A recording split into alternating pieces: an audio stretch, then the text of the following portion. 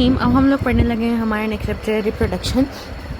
अच्छा, सबसे पहले हमने देखना है बेसिक मेल रिप्रोडक्टिव सिस्टम में कौन कौन से बेसिक स्ट्रक्चर्स हैं। सबसे पहले टेस्टिस सबसे इंपॉर्टेंट स्ट्रक्चर है। टेस्टिस वो स्ट्रक्चर जहाँ पर बेसिकली स्पर्म्स जो है ना वो प्रोड्यूस होते हैं। स्पर्म जिस प्रोसेस से प्रोड्यूस होते हैं उसको हम लोग बोलते हैं स्पर्मेटोजेनेसिस। हमारे पास यहाँ पे मैं क्लियर कर दूँ, हमारे पास दो टर्म्स होती हैं, एक होती है स्पर्मेटोजेनेसिस और एक हमारे पास होती है स्पर्मियोजेनेसिस। अब स्पर्मियोजेनेसिस का क्या मतलब होता है और स्पर्मेटोजेनेसिस का क्या मतलब होता है, ये दोनों टर्म्स एक दूसरे से बहुत डिफरेंट है। स्पर्मेटोजेनेसिस का मतलब है कि जब हमारे पास एक सिंपल लाइक कह लो कि सेल है, उससे एंड तक का प्रोसेस जिसमें हमारे पास मेच्योर स्पर्म ना बन जाए, उस पूरे प्रोसेस को हम लोग कहते हैं स्पर्मेटोजेनेसिस। लेकिन स्पर्मियोजेनेसिस का मतलब है कि हमारे पास जो स्पर्माटिड्स है ना, स्पर्माटिड से मेच्योर स्पर्म बना, यानी कि सिर्फ स्पर्माटिड ऑलमोस्ट बन चुका है, लेकिन उसमें सिर्फ मेच्योरिटी आने के प्रोसेस को और उसकी टेल वगैरह बने को, उस पूरे प्रोसेस को हम लोग क्या कहते हैं, स्पर्माटिड से स्पर्म बनने के प्रोसेस को हम लोग क्या बोलेंगे, स्पर्मियोजेनेसिस। जैसे आप यहाँ पर देख लो कि अगर हमारे पास हम लोग देखें स्पर्मेटोजेनेसिस क्या होती है कि पूरे एक स्पर्मेटोगोनियम से स्पर्म बनने का, स्पर्मेटोजोआ बनने के प्रोसेस को। लेकिन हमारे पास स्पर्मियोजेनेसिस का मतलब होता है कि सिर्फ राउंड स्पर्मेटिड बन गया, उससे स्पर्मेटिड, यानी कि इतने प्रोसेस को स्पर्मियोजेनेसिस बोलना है और इस पूरे प्रोसेस का स्पर्मेटोजेनेसिस बोलना है। ये मैंने आपको यहीं पर क्लियर कर दिया अगर किसी को नहीं आता। फिर इसके बाद और बेसिकली टेस्टिस जो हैं वो और क्या इसका काम होता है, ये टेस्टोस्टेरोन प्रोड्यूस करती हैं जो सेकेंडरी सेक्सुअल कैरेक्टरिस्टिक्स बनाता है मेल में। सेकेंडरी सेक्सुअल कैरेक्टरिस्टिक्स में मेल की लाइक जो वॉइस है वो बहुत ज़्यादा कोर्सनेस हो जाती है वॉइस की, यानी कि आवाज़ थोड़ी भारी हो जाती है। अब जैसे स्क्रोटम है, अब स्क्रोटम आ जाओ, बेसिकली एक सैक लाइक स्ट्रक्चर जो टेस्टिस के आउटसाइड होता है उनको प्रोटेक्ट करता है और टेम्परेचर रेगुलेट करता है। टेम्परेचर जो टेस्टिस का ये मेंटेन रखता है वो 2 से 3 डिग्री सेंटीग्रेड लोअर रखता है, यानी कि अगर हमारी पूरी बॉडी का टेम्परेचर 37 डिग्री सेल्सियस है तो टेस्टिस का होगा 35 डिग्री सेल्सियस। इसके अलावा हमारे पास प्रोडक्ट एपिडाइडमिस है, हमारे पास ये वो स्ट्रक्चर है जहाँ पे जो मेच्योर स्पर्म है वो स्टोर किया जाता है और इसके अंदर मोटिलिटी आती है, वो मूव कर सकता है, फ्लैजुला बनता है। वास डिफरेंस हमारे पास वो स्ट्रक्चर है जहाँ पे जो स्पर्म जो है ना वो यूरेथ्रा के अंदर ट्रांसपोर्ट किया जाता है स्ट्रक्चर के थ्रू, स्टक्स के थ्रू। सेमिनल वेसिकल्स हमारे पास वो है, ये प्रोड्यूस वो स्ट्रक्चर है जो हमारे पास बहुत फ्रक्टोज रिच फ्लूइड बनाता है, जिसके अंदर जो स्पर्म है ना, बेसिकली फ्रक्टोज रिच फ्लूइड जो होगा वो स्पर्म को एनर्जी देता है, ठीक है। इसके अलावा प्रोस्टाग्लैंडिन्स बनाता है जो स्पर्म की मोटिलिटी में, उसकी मूवमेंट में हेल्प करते हैं। प्रोस्टेट ग्लैंड बेसिकली क्या करता है, ये अल्कलाइन फ्लूइड्स को प्रोवाइड करता है और जो न्यूट्रलाइज अल्कलाइन फ्लूइड जो होते हैं ना वो बेसिकली वेजाइनल एसिडिटी को न्यूट्रलाइज करते हैं। वेजाइना की जो पीएच होती है वो क्या होती है, बेसिकली वो काफ़ी ज़्यादा हाईली एसिडिक होती है। हाईली एसिडिक नहीं लेकिन अच्छी खासी एसिडिक होती है, लेकिन उसको न्यूट्रलाइज कौन करता है, प्रोस्टेट ग्लैंड की सिक्रीशन में अल्कलाइन फ्लूइड होता है जो उसको न्यूट्रलाइज करता है ताकि बहुत एसिडिक एनवायरनमेंट ना हो। बुल्बो यूरेथ्रल ग्लैंड हमारे पास, या इसको कॉपर्स ग्लैंड भी कहते हैं, ये बेसिकली क्या करता है, म्यूकस बनाता है और उससे वो पूरा यूरेथ्रा जो है ना वो क्लींस हो जाता है, क्लीन हो जाता है, क्योंकि मेल्स में उस पूरे जो यूरेथ्रा है उससे बेसिकली जो आप कह लो कि जो यूरिन है वो भी तो पास आउट होना है ना, और लेकिन स्पर्म और यूरिन आपस में एक टाइम पे कभी भी पास नहीं करते। तो जब यूरिन से उसको पूरा क्लेंस कर लेता है तो फिर एजैकुलेशन होती है, स्पर्म जो है वो पास आउट करते हैं। यूरेथ्रा जो होती है बेसिकली वो क्या करती है, यूरेथ्रा के अंदर सीमेन और यूरिन दोनों मेल्स में पास होता है लेकिन एट अ सेम टाइम कभी भी पास नहीं होता, लेकिन ये एक सेम डक्ट है जो दोनों के लिए मीडियम है, पास ऑन करेगा। फीमेल बॉडी में यहाँ पे एक डिफरेंस है। फीमेल बॉडी में क्या डिफरेंस है, फीमेल बॉडी में जो रिप्रोडक्टिव ट्रैक्ट है वो अलग है और जो यूरिनरी ट्रैक्ट है वो अलग है, जबकि मेल बॉडी में ऐसा नहीं है, उसमें रिप्रोडक्टिव और यूरिनरी ट्रैक्ट दोनों एक ही जगह से सेम ही लाइक कह लो डक्ट से पास करते हैं। पेनिस जो है वो बेसिकली डिपॉजिट करता है स्पर्म्स को फीमेल के रिप्रोडक्टिव ट्रैक्ट में। इसके अलावा इसके अंदर इरेक्टाइल टिश्यूज़ होते हैं जो ब्लड से फिल हो जाते हैं और फिर इजैकुलेशन होती है और जो सीमेन की, और यहाँ पे हमारे पास जो सारा वो उसके टिश्यूज़ हैं वो ब्लड से फिल हो जाते हैं, तो बहुत ज़्यादा एक प्रेशर क्रिएट होता है जिससे इरेक्टाइल जो है वो ये स्ट्रक्चर हो जाता है। फिर हम आगे देखते हैं हार्मोनल रेगुलेशन जो है वो किस तरह से होती है। मेल जो हमारे पास हार्मोन्स प्रोड्यूस होते हैं मेल रिप्रोडक्टिव सिस्टम में, वो हमारे पास है GnRH हार्मोन, गोनेडोट्रोफिन। अब ये हमारे पास क्या होता है, बेसिकली ये कहाँ से सिक्रीट होता है, ये हमारे हाइपोथैलेमस से सिक्रीट होता है मेल बॉडी के। अब मेल बॉडी के हाइपोथैलेमस से अगर ये हमारे पास गोनेडोट्रोफिन हार्मोन आ रहा है तो ये क्या करेगा, ये आगे मज़ीद 2 हार्मोन्स बनाएगा। वो 2 हार्मोन्स कौन से हमारे पास, फॉलिकल स्टिमुलेटिंग हार्मोन या फिर ल्यूटिलाइजिंग हार्मोन और ल्यूटिनाइजिंग हार्मोन। अब ये कहाँ से बनता है, पिट्यूटरी ग्लैंड से। ये आपने याद रखना है कि कौन सी चीज़ कहाँ से रिलीज़ हो रही है। GnRH आ रहा है हाइपोथैलेमस से, ये आगे 2 हार्मोन्स और बनवा रहा है FSH और LH। वो कहाँ से बन रहे हैं, पिट्यूटरी ग्लैंड से। अब जो फॉलिकल स्टिमुलेटिंग हार्मोन है, ठीक है, वो कहाँ से आ रहा है, पिट्यूटरी ग्लैंड से, अभी हमने यहाँ पर देखा। और ल्यूटिनाइजिंग हार्मोन भी यहीं से आ रहा है। फॉलिकल स्टिमुलेटिंग हार्मोन क्या होता है, बेसिकली ये स्पर्मेटोजेनेसिस के प्रोसेस को शुरू करवाता है। स्पर्मेटोजेनेसिस का प्रोसेस शुरू कहाँ पर होता है, सेमिनिफेरस ट्यूब्यूल्स के अंदर शुरू होता है। और LH हार्मोन क्या करता है, ल्यूटिनाइजिंग हार्मोन, ये बेसिकली जो टेस्टोस्टेरोन की प्रोडक्शन करवाता है। टेस्टोस्टेरोन किन सेल से बनता है, लेडिक सेल से टेस्टोस्टेरोन बनता है, ये आपने याद रखना है। टेस्टोस्टेरोन बनता है लेडिक सेल से, जो प्रेजेंट होता है टेस्टिस में, और ये स्पर्म की प्रोडक्शन भी करवाता है और मेल के सेकेंडरी सेक्सुअल कैरेक्टर्स बनवाता है, जैसे उसकी लाइक कह लो कि उसकी जो बियर्ड है उसको डेवलप करवाता है। इसके अलावा जो उसके शोल्डर्स हैं उनको ज़्यादा ब्रॉड करवाता है। लाइक जो उसके मैस्कुलाइन ट्रेट्स हैं ना, वो सारे ये टेस्टोस्टेरोन हार्मोन करवाता है। और लिबिडो जो है वो उसको रेगुलेट करवाता है, उसकी सेक्स ड्राइव है। इनहिबिन हार्मोन हमारे पास बेसिकली क्या करता है, ये प्रोड्यूस होता है सर्टोलाइज सेल से जो टेस्टिस में प्रेजेंट है, और ये फॉलिकल स्टिमुलेटिंग हार्मोन सिक्रीशन को ख़त्म करता है, उसको इनहिबिट करता है। अब देखो, जो टेस्टोस्टेरोन की ओवर प्रोडक्शन भी ज़रूरी नहीं है, तो टेस्टोस्टेरोन के ऊपर चेक भी रखना है। टेस्टोस्टेरोन की प्रोडक्शन को कम कौन हार्मोन करवाता है, या उस पर नेगेटिव फीडबैक इफेक्ट कौन देता है, इनहिबिन हार्मोन देता है। और ये स्पर्म की प्रोडक्शन को रेगुलेट करता है। ओवर प्रोडक्शन भी ये नहीं करवाता और अंडर प्रोडक्शन भी नहीं करता। स्पर्मेटोजेनेसिस बेसिकली वो प्रोसेस है जिससे स्पर्म जो है वो प्रोड्यूस होते हैं। इसके स्टेजेस देखते हैं। सबसे पहले हमारे पास स्पर्मेटोगोनिया होता है, जो हमारे पास एक डिप्लॉइड सेल है, यानी कि इसके अंदर अभी पूरा जेनेटिक मटेरियल है। फिर ये कन्वर्ट होता है प्राइमरी स्पर्मेटोसाइट में। प्राइमरी स्पर्मेटोसाइट जो है वो आगे चेंज हो जाता है सेकेंडरी स्पर्मेटोसाइट्स में मियोसिस 1 की हेल्प से।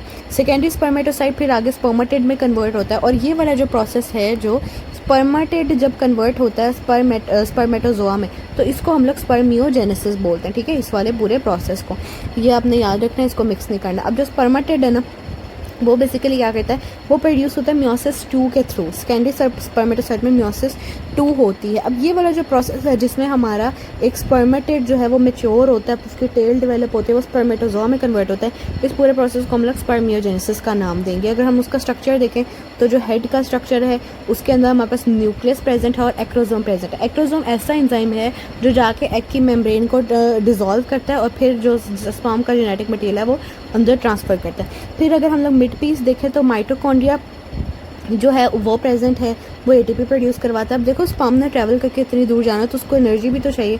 एनर्जी उसकी आ रही है माइटोकॉन्ड्रिया से, उसकी टेल जो है वो फ्लैजुलम से बनी होती है। ठीक है, अब ये आप यहाँ पे इसका स्ट्रक्चर देख लो, ये फ्लैजुला की टेल है, ये माइटोकॉन्ड्रिया है जिसकी बॉडी में यहाँ पे प्रेजेंट है, मिड पीस में प्रेजेंट है, ये न्यूक्लियस और ये एक्ट्रोजोम है। और ये हमारे पास पूरा प्रोसेस है जिससे ये आपने याद रखना है मियोसिस 1 कहाँ हो रही है, मियोसिस 2 पे कहाँ हो रही है। और एक हमारे पास स्पर्मेटोगोनिया से हमारे पास 4 स्पर्म्स बनते हैं, ये आपने बात नहीं भूली।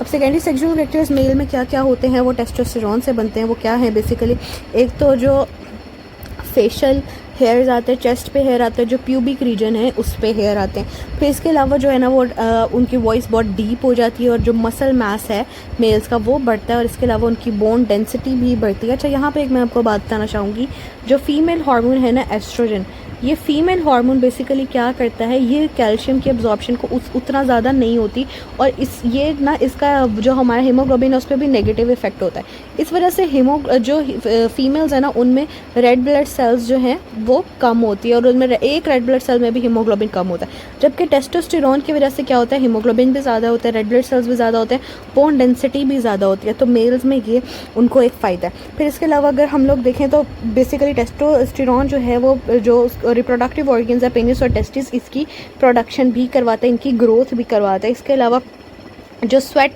ग्लैंड की एक्टिविटी है उसको भी बढ़ाता है। अब हम लोगों ने पढ़ना है female reproductive system. Female reproductive system में जो सबसे इंपॉर्टेंट है पार्ट वो है जी फीमेल की ओवरीज। ओवरीज जो है वो एग प्रोड्यूस करती हैं। इसके अलावा 2 बड़े इंपॉर्टेंट हार्मोन्स रिलीज़ करती हैं, प्रोजेस्टेरॉन एंड एस्ट्रोजन, एस्ट्रोजन और प्रोजेस्टेरॉन। अब ये क्या करते हैं, ये हार्मोन्स हमें हेल्प करते हैं मेंस्ट्रुअल साइकिल में, और सेकेंडरी सेक्सुअल कैरेक्टर्स फीमेल में डेवलप करते हैं। इसके अलावा होते हैं फेलोपियन ट्यूब्स। फेलोपियन ट्यूब्स वो हमारे पास एरिया है जहाँ पे फर्टिलाइजेशन होनी है। यहाँ पे आप देखो, यहाँ पे ये ओवरीज हैं, ये फेलोपियन ट्यूब में फर्टिलाइजेशन होनी है। एम्ब्रियो जो है वो इम्प्लांट होना है जाके यूट्रस में। ये जो ऊपर इसका स्ट्रक्चर प्रेजेंट है यूट्रस का फंडस है, यूट्रस की बॉडी है, यहाँ पे एक होल प्रेजेंट है जो ये वाला, ये सर्विक्स है। इसकी लेयर है हमारे पास, सबसे बाहर वाली पेरीमेट्रियम है, फिर जो सबसे अंदर वाली है वो एंडोमेट्रियम, और जो बीच वाली दरमियान की लेयर है जो मस्कुलर लेयर है मायोमेट्रियम है। जब बेबी ने आउटसाइड पुश होना है और डिलीवरी होनी है तो मायोमेट्रियम ही कॉन्टैक्ट करती है। ये हमारे पास फिम्ब्रियाई है और ये एक ओवरियन लिगामेंट है जिसने ओवरीज को सस्पेंड किया हुआ है पूरी बॉडी में, ठीक है, पूरी बॉडी में नहीं, जो पेल्विक रीजन है वहाँ पे। अब यहाँ पे हम देखो फिलोपियन ट्यूब्स का क्या फंक्शन है। फिलोपियन ट्यूब जो है ना वो ओवम जो एग प्रोड्यूस होता है उसको उन्होंने यूट्रस के पास लेके जाना होता है। फिलोपियन ट्यूब ही वो जगह है जहाँ पे फर्टिलाइजेशन होती है इन द एम्पुलर रीजन। फिम्ब्रियाई जो है ना वो फिंगर लाइक प्रोजेक्शंस है और ये एग को गाइड करते हैं कि उसने फिलोपियन ट्यूब में आना है। देखो यहाँ पे एग ने बनना है ना तो इसने यूं फिर इधर फिलोपियन ट्यूब्स में आना है यहाँ पे, ठीक है। और फिर हम लोग देखते हैं यूट्रस या जिसको वॉर्म भी बोलते हैं, एक मस्कुलर ऑर्गन है, इसके अंदर फर्टिलाइज जो एग है ना उसने इम्प्लांट भी होना है, उसने यहाँ पे आके स्टिक भी होना है, यहाँ पे उसकी ग्रोथ भी होनी है, उसने बेबी में कन्वर्ट होना है। और एंडोमेट्रियम जो है ना वो पूरी शेड हो जाती है अगर हमारे पास फर्टिलाइजेशन नहीं होती। अच्छा देखो जब मेंस्ट्रुअल साइकिल होता है उसमें कौन सी लेयर शेड होती है, एंडोमेट्रियम में। बहुत इंपॉर्टेंट एमसीक्यू है। सर्विक्स हमारे पास एक ओपनिंग है जो यूट्रस के लोअर पार्ट में प्रेजेंट है।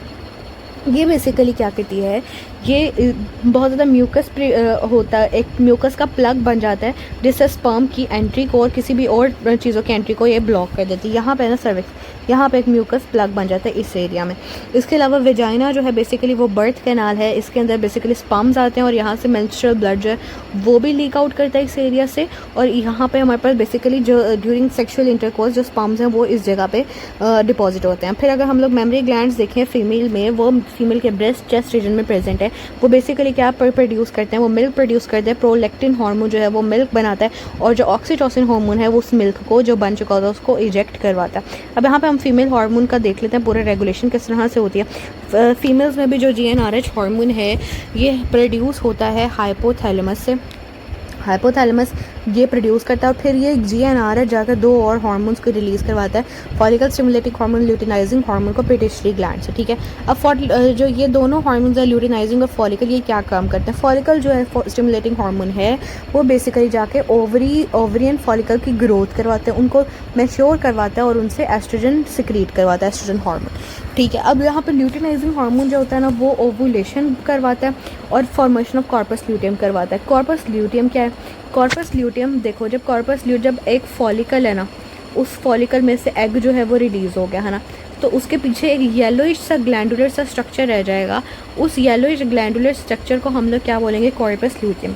कॉर्पस ल्यूटियम का बड़ा अहम रोल है। कॉर्पस ल्यूटियम क्या प्रोड्यूस करवाता है, ये प्रोजेस्टेरॉन हार्मोन बनाता है। ये प्रोजेस्टेरॉन हार्मोन क्या करता है, ये जो है ना मेंटेन करता है प्रेगनेंसी को, ठीक है। प्रोजेस्टेरॉन हार्मोन बहुत इंपॉर्टेंट है, प्रेगनेंसी को मेंटेन रखता है। एस्ट्रोजन हार्मोन क्या कराता है, एस्ट्रोजन जो हार्मोन है वो बेसिकली ओवरी से रिलीज़ होता है और ये एंडोमेट्रियम को थिक करवाता है ताकि वहाँ पे जो बेबी है वो इम्प्लांट हो सके इसी वजह से। और ये फीमेल के सेक्सुअल करैक्टर्स डेवलप करवाता है और ये हमारे पास क्या करता है, फॉलिकल स्टिमुलेटिंग हार्मोन को ना इनहिबिट करता है ताकि मजीद ओवुलेशन ना हो जब एक बार ओवुलेशन हो चुकी है 1 मंथ में।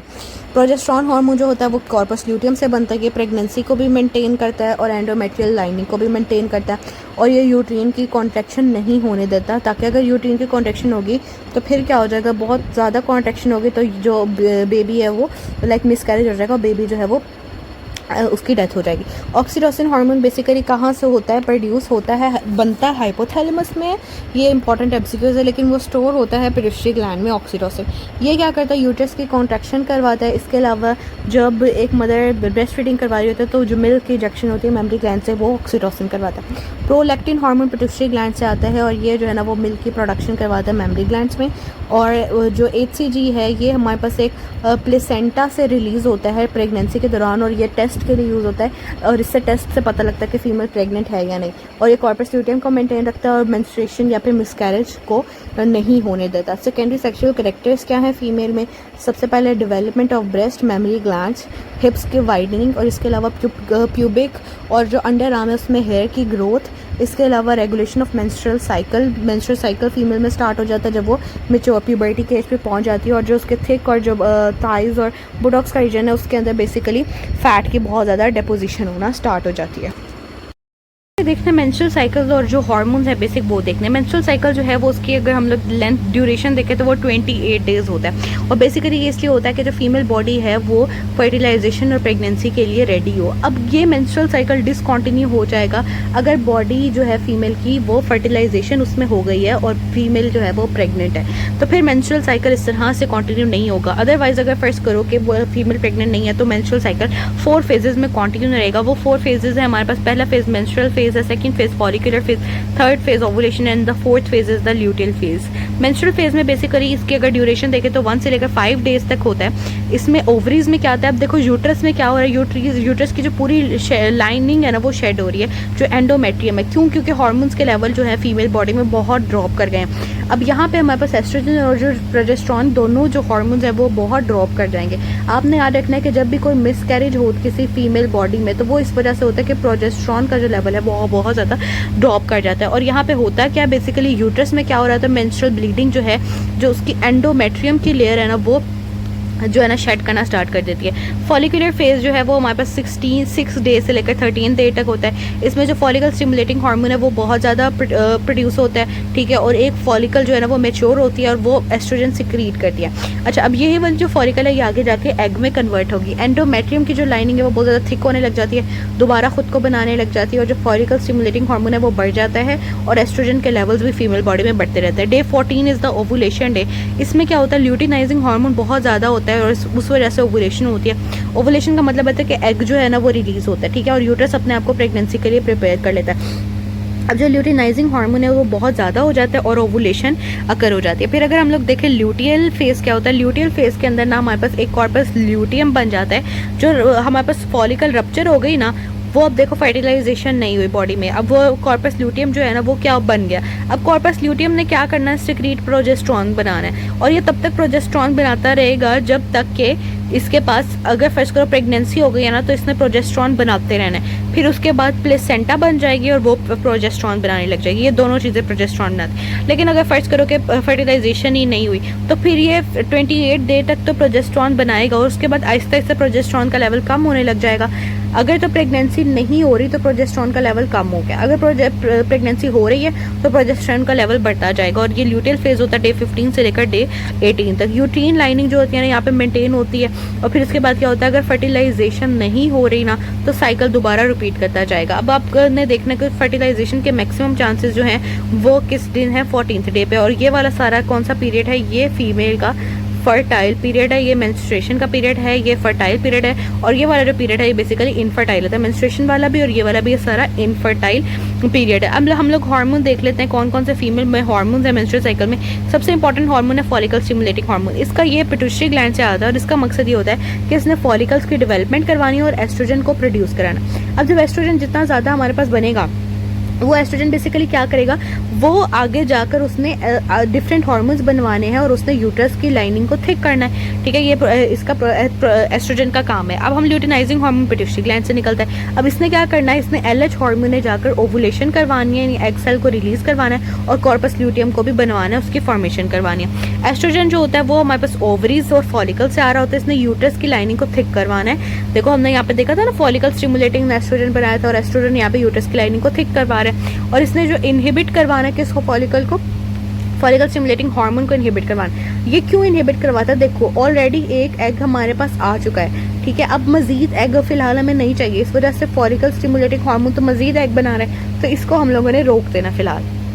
अब प्रोजेस्टेरोन क्या करेगा, ये प्रोजेस्टेरोन कहाँ से बन के आ रहा है, ओवरी से आ रहा है, कॉर्पस ल्यूटियम से आ रहा है बेसिकली। और ये यूट्रस को प्रिपेयर करता है कि भाई ये प्रेगनेंसी होने वाली तो तुम अपनी थिकने जो लाइनिंग है उसको थिक कर लो। अगर प्रेगनेंसी नहीं होती तो फिर दोबारा से मेंस्ट्रुएशन हो जाती है। ये वाली डायग्राम देखो, बहुत अच्छी डायग्राम है, यहाँ पे आपको सारा समझ आ जाएगा कि हार्मोन्स कहाँ है। अब देखो ओवुलेशन के दिन, ओवुलेशन वाले डे पे ये ल्यूटिनाइजिंग हार्मोन बहुत ज़्यादा है और फॉलिकल स्टिमुलेटिंग हार्मोन थोड़ा सा ज़्यादा है, लेकिन follicle stimulating hormone Aahista Aahista कम हो रहा है। अब देखो ओवुलेशन के डे पे एस्ट्रोजन हार्मोन बहुत ज़्यादा है और ओवुलेशन के बाद प्रोजेस्टेरोन हार्मोन बहुत ज़्यादा होता जा रहा है। अगर हम मेंस्ट्रुअल साइकिल की हम लोग देखें समरी देखें तो follicle stimulating hormone, luteinizing, estrogen and progesterone पूरे साइकिल में ये सारे हार्मोन्स इंपॉर्टेंट है। ओवुलेशन होती है 14th डे पे, वो क्यों होती है कि लुटिनाइजिंग हार्मोन बहुत ज़्यादा हो जाता है। अगर फर्टिलाइजेशन हो गई तो प्रेगनेंसी स्टार्ट हो जाएगी, अगर फर्टिलाइजेशन नहीं हुई तो फिर पूरा मेंस्ट्रुअल साइकिल दोबारा से बनता उसी तरह से रिपीट होता जाएगा।